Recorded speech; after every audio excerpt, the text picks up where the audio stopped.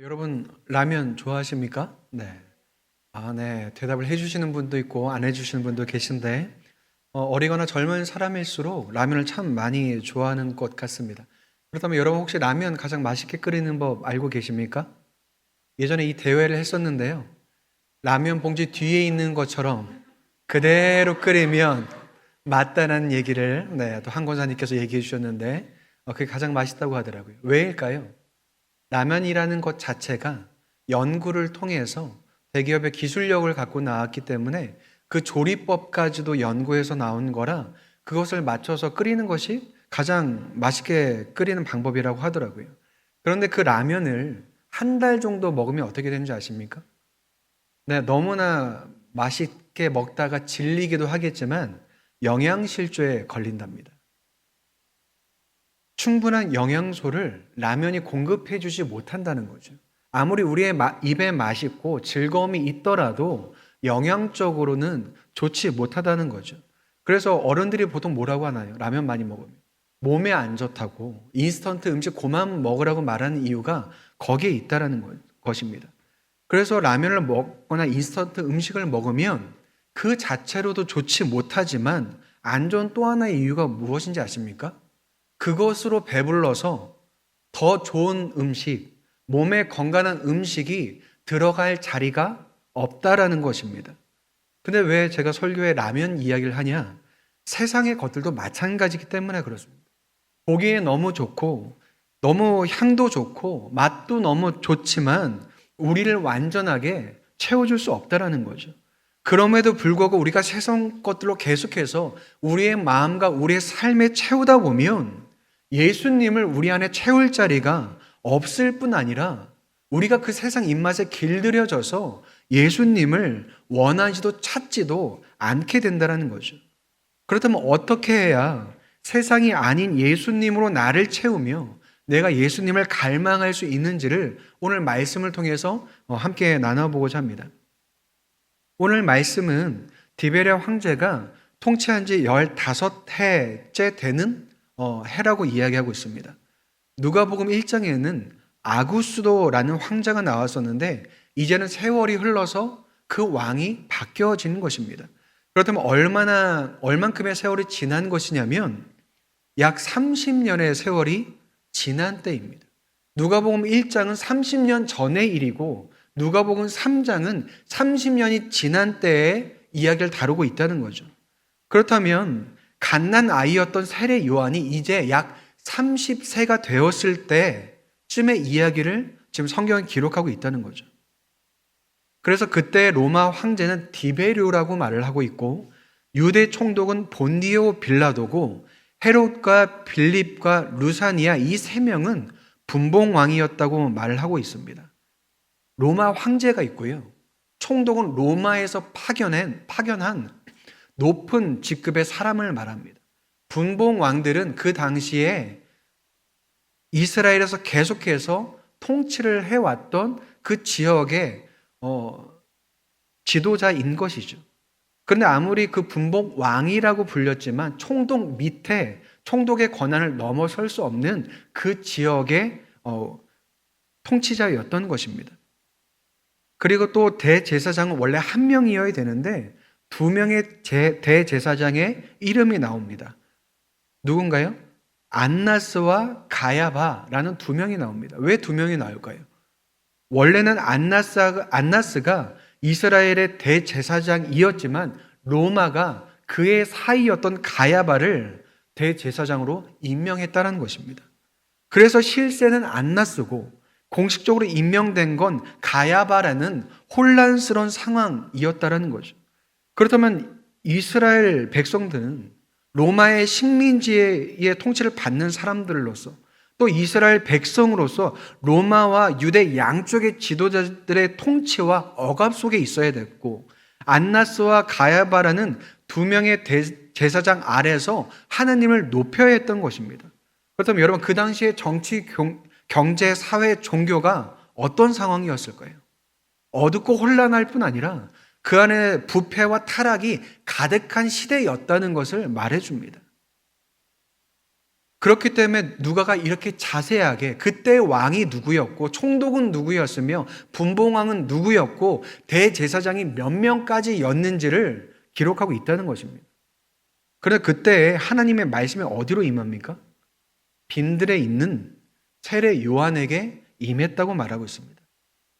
아무리 사회가, 아무리 경제가, 아무리 정치가 어둠같이 짙을지라도 빛이신 하나님의 말씀은 그 모든 것을 넘어서 임하신다라는 거죠. 근데 여러분, 그 말씀이 로마 황제나 유대 총독이나 분봉왕들에게나 대제사장에게 임하는 것이 아니라 빈들에 있는 세례 요한에게 임했다고 말을 하고 있다는 거죠. 여러분, 우리가 보통 생각할 때 세상을 바꿀 힘은 어디서 나온다고 생각하나요? 큰 힘을 가진 기업이나 나라나 아주 특별함을 가진 천지성을 가진 그런 사람들을 통해서 이 세상이 바뀌어진다고 생각합니다. 그런데 하나님께서는 어떻게 일하시나요? 세상이 아니라 어떤 특별한 힘을 갖고 있는 것이 아니라 빈들에 서 있는 한 사람, 세상이 알지도 못하고 주목하지 않는 한 사람을 통해서 하나님께서 일하실 뿐 아니라 그를 통해서 이 세상을 바꾸어 가신다는 것입니다. 여러분, 놀랍지 않습니까? 세상 같았으면 세례 요한에게 뭐라고 말했을까요? 당신이 뭘 할 줄 압니까? 당신에게 어떤 힘이 있고 도대체 어떤 실력이 있습니까? 과연 당신이 이 세상을 바꿀 수 있는 인물입니까? 그런 힘이 있습니까? 라고 따져 물을 뿐 아니라 애시당초 보지도 않고 콧방귀조차도 뀌지 않았을지도 모른다라는 거죠. 그런데 하나님께서 어떻게 일하시나요? 그 작은 한 사람을 통해서 아무런 배경도 힘도 명예도 없는 그를 통해서 세상을 바꿔내신다는 것입니다. 여러분, 우리 이 사실에 주목해야 된다는 거죠. 하나님께서 한 사람을 통해서 세상을 바꿔 가신다는 것입니다. 그 사람을 어떠한 특별한 사람이어서 선택하고 세상을 바꿔 가시는 것이 아니라요, 하나님께 붙잡힌 바 된 그 사람을 통해서 일하신다라는 거죠. 세상이 내게 기대하지 않고 나조차도 기대하지 않고 꿈꾸지 못하는 것들을 하나님 안에 있는 나를 통해서 하나님께서 이뤄 가신다는 거죠. 그렇다면 하나님께서 나를 전 세계적으로 유명한 사람을 만드실까요? 아니면 돈 많은 부자로, 사업가로 그렇게 만들어 가실까요? 그렇지 않습니다. 그렇다면 무슨 큰일을 이뤄내시길래 그 작은 사람의 세상을 바꾸어 간다고 이렇게 말하는 것인가? 라고 생각할 수 있습니다. 여러분, 하나님께서 그 작은 사람을 통해서 하시는 일은 이 세상 한복판에서 하나님의 자녀로 살게 하시고 하나님 나라의 백성으로 살게 하신다는 것입니다. 그래서 그것이 내 삶을 바꾸고 내 주변을 바꾸고 이 세상을 바꾸는 놀라운 역사로 이루어지게 하나님께서 일하신다는 거죠. 여러분, 대개의 사람은 나를 위해서 살아갑니다. 이 세상에서 유명해질 만큼 힘을 갖고 돈을 갖고 명예를 갖고 싶어 하진 않지만 내게 주어진 영역 안에서는 다른 사람을 위해서가 아니라 나를 위한 힘과 돈과 명예를 갖고 싶어 한다는 거죠. 그래서 이 세상에서 남을 위한 것이 아니라 세상을 위한 것이 아니라 나를 위한 세상을 구축하며 살아간다는 것입니다. 그런데 여러분, 하나님께서는 당신의 자녀인 나를 통해서요, 내게 주어진 영역을 통해서 하나님을 위한 세상을 구축해 나가시고 내게 주어진 것을 통해 하나님을 위해 살아가며 그것이 다른 사람에게로 흘러가게끔, 그것이 세상을 변화하게끔 하신다는 것입니다. 여러분, 이것을 다른 말로 표현하면요, 하나님 나라 백성으로 살아가게 하신다는 것입니다. 여러분, 하나님 나라라는 개념은 우리가 보통 말하는 이 나라, 저 나라의 개념이 아니라, 혹은 우리가 죽어서 가는 천국을 말하는 것이 아니라 통치를 말합니다. 하나님의 통치를 하나님의 나라라고 성경은 표현합니다. 그렇다면 하나님 나라를 살아가게 하신 것, 하나님 나라의 백성으로 살아가게 하신다는 것은 하나님의 통치, 하나님의 다스림 속에 살아가는 삶을 말하고 하나님의 그 통치를 이 세상 가운데 확장시켜 나가는 것을 이야기하는 것입니다. 여러분, 예수 그리스도를 믿는다는 것은 예수 그리스도를 알고 믿음으로써 끝나는 것이 아니라 하나님께서 다스리시며 역사하시는 것 가운데 살아가는 것을 의미합니다.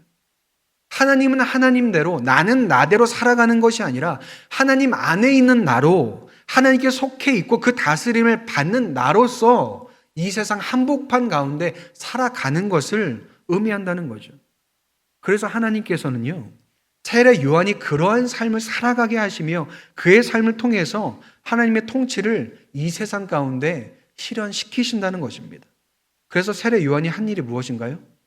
사람들이 회개하게 하고요, 사람들에게 세례를 베풉니다. 그래서 우리가 그를 부를 때 세례 요한이라고 부르는 거죠. 그렇다면 그가 한 말이 무엇일까요? 오늘 말씀 4절에서 6절을 보면 이렇게 기록되어 있습니다. 선지자 이사야의 책에 쓴 바 광야에서 외치는 자의 소리가 있어 이르되 너희는 주의 길을 준비하라. 그의 오실 길을 곧게 하라. 모든 골짜기가 메워지고 모든 산과 작은 산이 낮아지고 굽은 것이 곧아지고 험한 길이 평탄하여질 것이요 모든 육체가 하나님의 구원하심을 보리라 함과 같으니라 라고 말하고 있습니다. 주의 길을 예비하고 그가 오실 길을 곧게 하라고 말을 하고 있습니다. 어떻게 길을 예비하고 곧게 할 수 있을까요? 도로 포장하듯이 길을 만들고 혹은 길을 아름답게 꾸미라는 말일까요? 세례 요한이 한 이 말은 이사야 40장 말씀을 그대로 인용한 것인데 예수님을 맞이하고 그분이 오실 수 있는 깊은 마음과 생각을 준비하라는 것입니다. 길을 예비하라는 것은 우리가 다니는 물리적인 길이 아니라 예수 그리스도를 내 마음에 맞이할 수 있는 그 길을 만들고 준비하라는 것입니다. 그래서 골짜기가 메워지고 산이 낮아지고 굽은 것이 곧아지고 험한 길이 평탄해진다는 것은 자연이나 세상을 말하는 것이 아니라 사람들의 마음과 사람들의 생각을 말합니다. 그래서 골짜기가 메워진다는 것은요, 무너지고 쓰러진 우리의 마음과 신앙이 회복되어진다는 것. 산과 언덕이 낮아진다는 것은 교만하고 스스로 높여진 것들이 낮아진다는 것을 말하고요. 부불한 길이 곧아진다는 것은 우리 가운데 있는 왜곡된 마음과 불순종에서 벗어나는 것을 의미하고, 험한 길이 평탄하여진다는 것은 방황과 상처로 거친 삶이 이제는 온전해짐을 이야기하는 것입니다. 그래서 우리의 마음이 그래야 한다는 것입니다. 높고 교만한 마음을 낮춰서 낭망하고 상처된 그 마음을 회복시켜서 왜곡되고 불순종된 거기서부터 벗어나서 상처와 아픔으로부터 회복되어져서 예수 그리스도를 맞을 그 준비를 하라는 것입니다. 그렇게 회개를 하고 예수 그리스도를 내 마음과 생각과 삶에 받아들일 그 준비를 하라는 것입니다.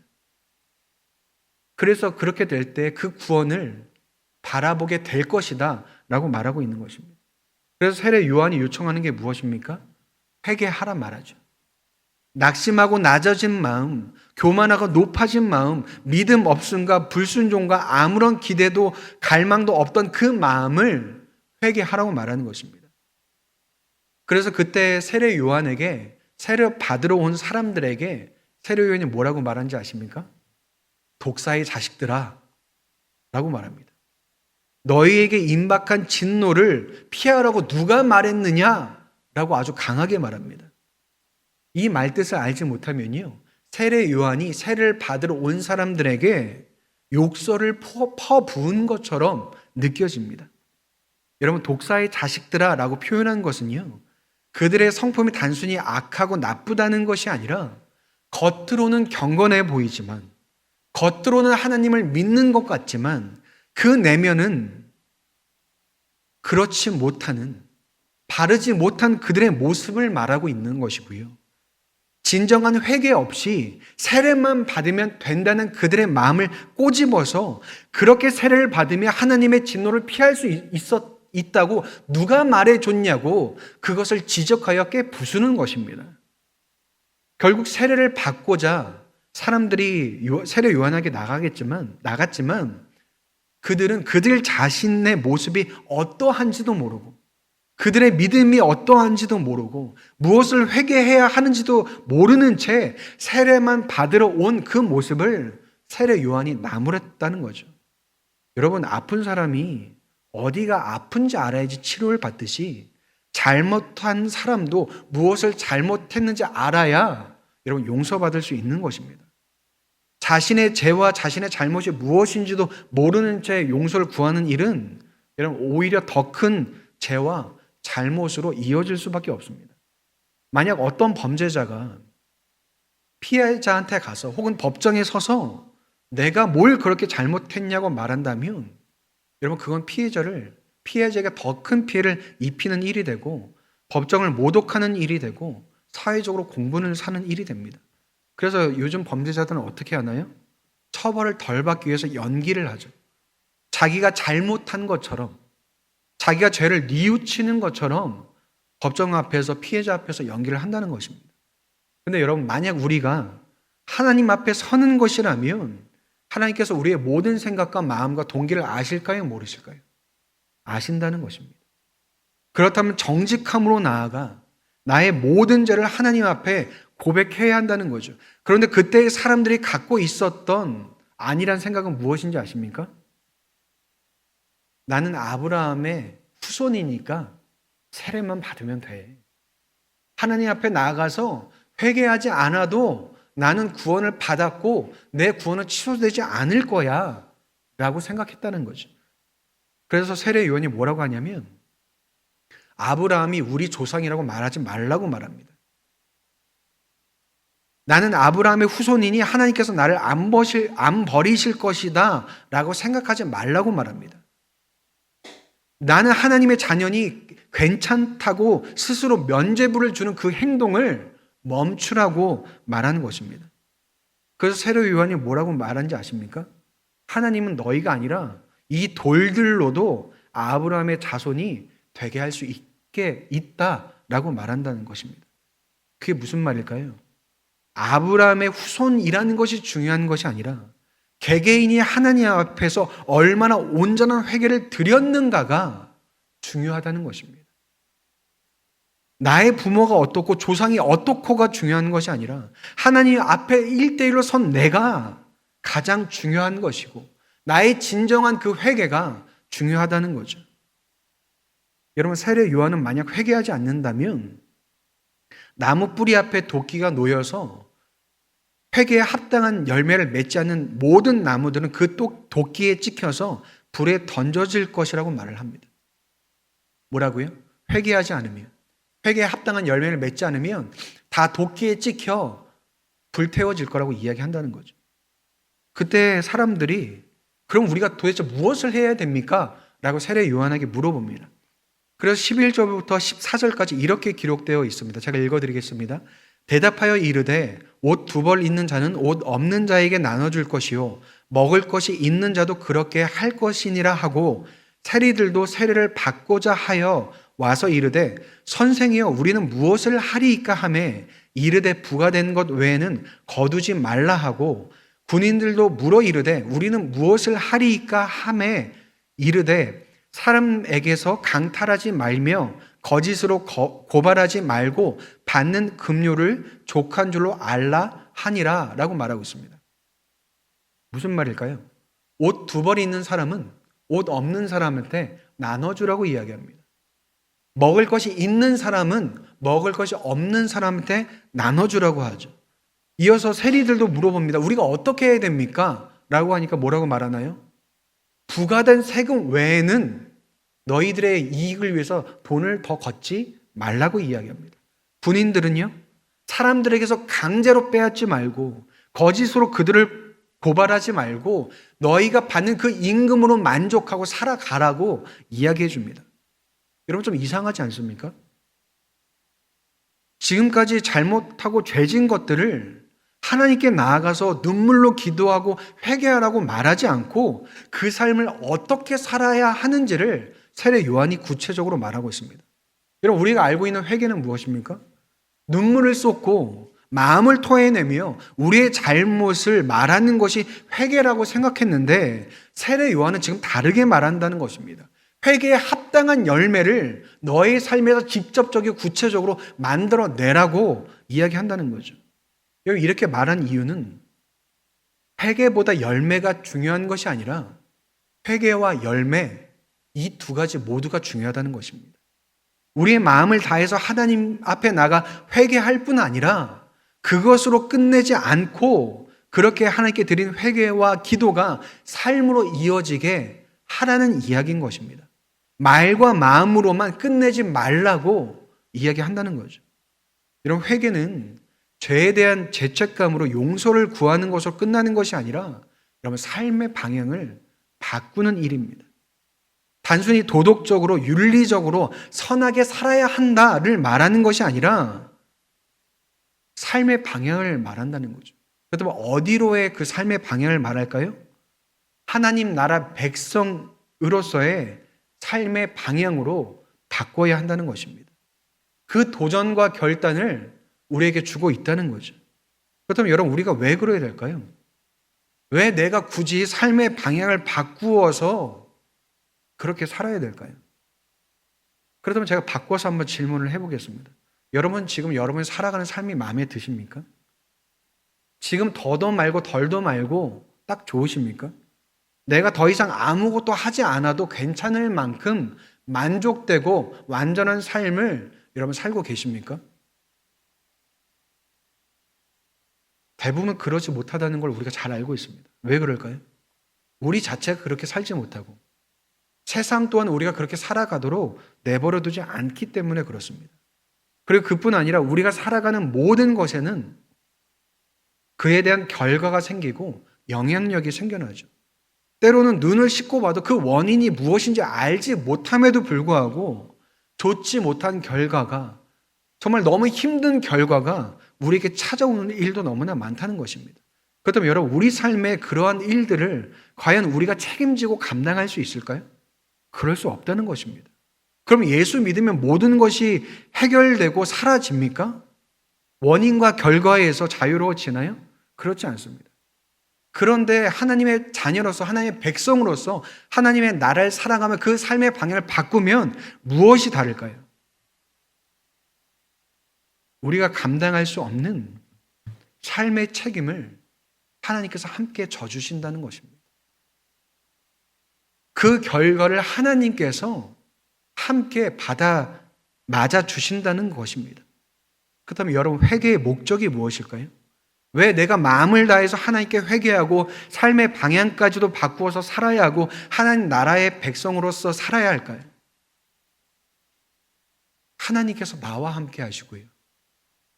하나님께서 나의 삶과 함께 하시기 때문에 그렇습니다.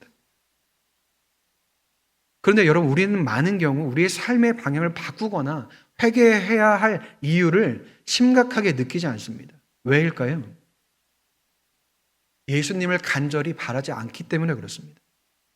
이미 세상의 것으로 배가 부르고 세상의 성공과 만족으로 마음을 채우고 예수님 없어도 괜찮다고 생각하는 안일함 속에 우리가 살아가고 있기 때문에 그렇습니다.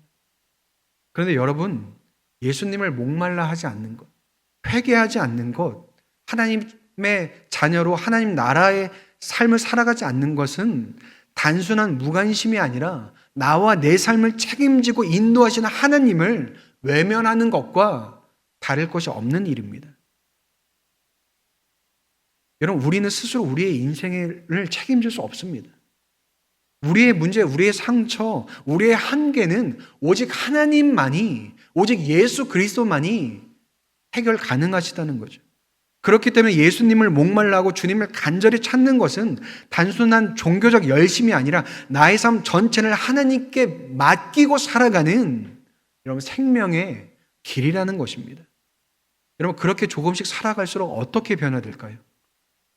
나를 의지하는 것이 아니라 더욱더 주님을 의지하며 살아가고 신뢰하며 살아가게 된다는 것입니다.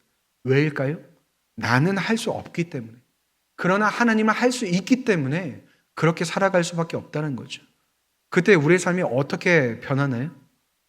높은 산이 낮아지고 낮은 골짜기가 높아지는 것처럼 우리의 교만과 불순종과 잘못이 낮아지고 우리의 상처와 아픔과 절망이 회복되어진다는 것입니다. 여러분, 거기서 바로 겸손이 만들어지고 회복이 만들어진다는 거죠. 그렇다면 우리는 어떻게 살아야 될까요? 세상으로 채워지는 것을 여러분 거절해야 됩니다. 세상의 것으로 이미 채워져서 예수 그리스도를 목말라 하지 않고 필요로 하지 않는 삶이 얼마나 미련하고 악한 것인지에 대해서 깊이 고민해야 된다는 것입니다. 제가 마치 설교 초반에 이야기한 것처럼 건강한 음식이 아니라 인스턴트 음식으로 내 몸을 채우는 것처럼, 그리고 그러한 것들의 입맛이 길들여지고 배가 불러서 건강한 음식을 찾지 않는 것이 얼마나 내 건강을 해치고 악화시키는 것을 안다면 예수 그리스도가 아니라 세상으로 채우고 나로 채우는 것이 건강하지 않다는 것을 깨닫고 멈춰야 된다는 것입니다. 근데 그것을 멈추면 어떻게 될까요? 마치 다이어트 하는 것처럼 세상으로 더 채우고 싶으실 것입니다. 나로 더 채우고 싶을 것입니다. 그럼 어떻게 해야 될까요? 세상이 아니라, 내가 아니라 예수 그리스도를 갈망하고 예수 그리스도를 목말라 해야 한다는 거죠. 여러분, 예수 그리스도 없이 충분한 삶은 있을 수 없고 그 관계는 우리가 측량할 수 없도록 깊다는 것입니다. 그렇다면 예수 그리스도와의 관계를 지금 이 정도면 되었다고 하는 것이 아니라 내 삶을 위해서 예수 그리스도를 가까이 할 줄 알아야 하는 것입니다. 그렇다면 쉬운 것부터 세상이 아니라 예수님으로 채우는 것을 여러분 해보십시오. 작은 습관을 바꾸어서 세상이 아니라, 내가 아니라 예수 그리스도 채울 수 있는 그 일을 해보길 바랍니다. 만약 그것을 하고 계시다면 계속해서 쉬운 것만으로만 채우려고 하지 말고 조금 더 단단한 것으로, 조금 더 깊은 것으로 여러분 예수 그리스도를 채우시길 바랍니다. 여러분, 그러한 삶이 우리 안에 반복될 때 우리는 자라나고요, 우리의 교만이 꺾이고 절망이 소망으로 바뀌고 무너진 마음이 회복되는 것을 경험하게 될 것입니다. 그런 변화가 이미 우리 안에 있는 것이 얼마나 감사한지 모르겠습니다. 그렇다면 그 삶을 하나님께서 어떻게 쓰실까요? 주의 길을 예비하고 하나님의 통치를 이 땅에 드러내는, 바로 하나님의 나라를 확장시켜 가는데 사용하신다는 것입니다. 세상은 여전히 우리를 향해 수많은 것으로 채우라고 유혹하지만 여러분, 우리를 살리고 우리의 삶을 세우고 채우는 것은 오직 예수 그리스도 한 분뿐이라는 것입니다. 그렇다면 오늘 말씀 앞에서 나를 이미 채우고 있는 것이 무엇인지를 깊게 들여다보고 다시 예수 그리스도께로 마음을 돌리는 회개가 우리 안에 있기를 바랍니다.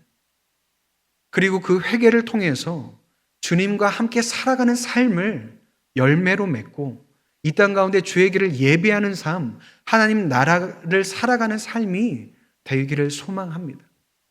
그렇다면 지금 이 자리에서부터 세상의 것으로, 나의 것으로 채우는 것을 멈추고 이번 한 주 예수 그리스도만으로 채우기를 결단한 저와 여러분이 되시기를 주님의 이름으로 축원드립니다.